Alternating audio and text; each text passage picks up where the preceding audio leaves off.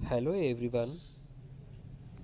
पिछली वीडियो में हमने 5वीं जमात की दरसी किताब इब्तदाई उर्दू के सबक 11 जिसका उन्वान है गुरु नानक सबक को शुरू किया था और इस सबक का कुछ हिस्सा हमने मुकम्मल कर लिया था और आज हम इस सबक के बचे हुए हिस्से को मुकम्मल करेंगे।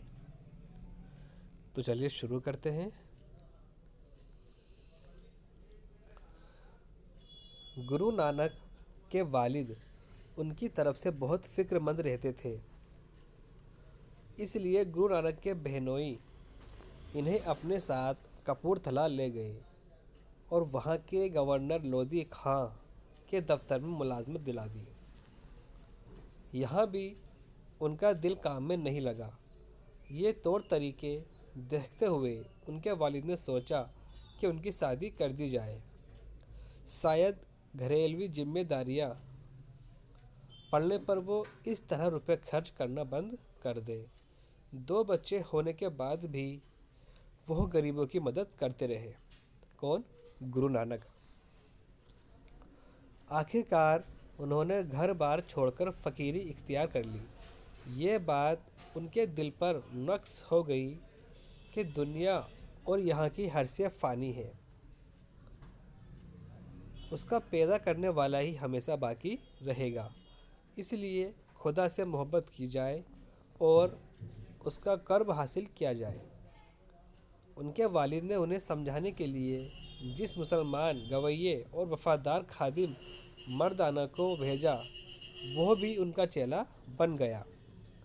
अब गुरु नानक अपने पुराने खादिमों के साथ लोगों को नसीहत करते कि जात पात की बिना पर इंसानों के बीच कोई फ़र्क नहीं होना चाहिए।